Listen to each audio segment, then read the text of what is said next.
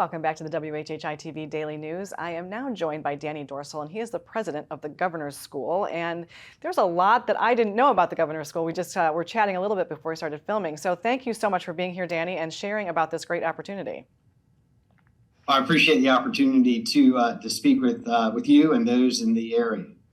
So tell us a little bit about, because I do think, before we started filming, you said most people think of it probably as the 11th and 12th grade, kind of where students go and live at the Governor's School and have that experience there. But you said that this really starts a lot younger than that and even goes beyond that. So tell us a little bit about the scope of the opportunities at the Governor's School.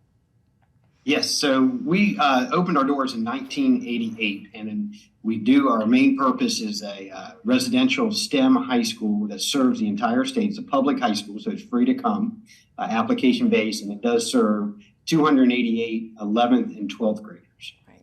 And so that's where we are most known for, and that is our foundational piece, and that is what we do really well and are recognized as one of the top schools in the country in that STEM high school area.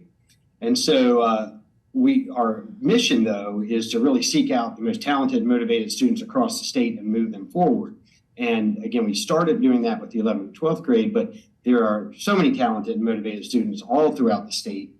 And the desire to move forward in STEM starts at the earliest ages. And so we actually go down all the way to the 3rd grade and offer educational opportunities at various levels, starting in 3rd grade, all the way up through teacher development as well. Okay, very interesting. And so you did mention that it's an application process to be admitted to the school.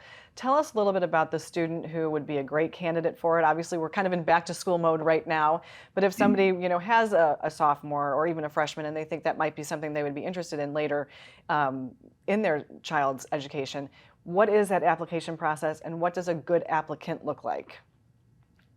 So we do suggest starting that exploration process as early as you can, and that is one of the reasons we go down into the middle school and the elementary school so they can take advantage of the high-level STEM education that we provide. And if that strikes an interest, then as they go look on to what they would like to do in high school, starting in that middle school 9th grade year of making sure that they have the right requirements, and so they have to have number of math classes and some science classes and English to get with us, but really that well-roundedness and that wanting something more.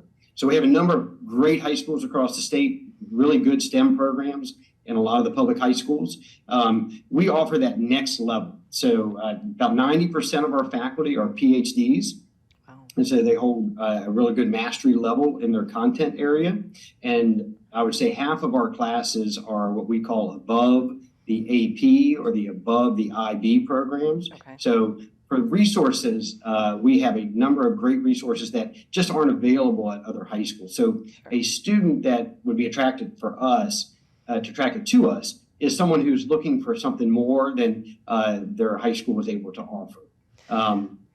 And the residential piece makes it this holistic education as well.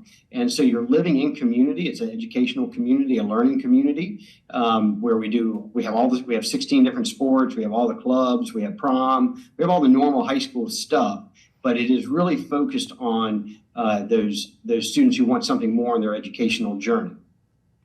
And I think that's very interesting. Obviously, having that residential piece then sets them up well for college, which I'm assuming most of those students are going to go forward and do. So we got about 30 seconds left. Tell us a little bit about when somebody applies and how they do so. So our application process will open in October, and we go across the state with our enrollment counselors, and we'll hold sessions where families can come, and it's a family decision. It is definitely not a student decision.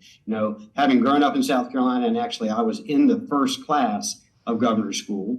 I grew up in Florence and came here, and it's a tough, we don't live in this boarding school mentality of the state, and so it's a challenging decision, but it's a really good one when it's a good fit. So coming early on to those information sessions and involving the family in it is the best option. And we'll have all of those on our webpage, which is scgssm.org. Well, thank you so much, Danny, for being with us today. We appreciate all the great information. Thank you very much. Thanks to everyone who contributed to the show today. As always, our production team is behind the scenes to make all of this possible. And of course, we are honored that you have chosen to share a part of your day with us. I'm Betsy McDaniel, and we'll see you for the next WHHI-TV Daily News.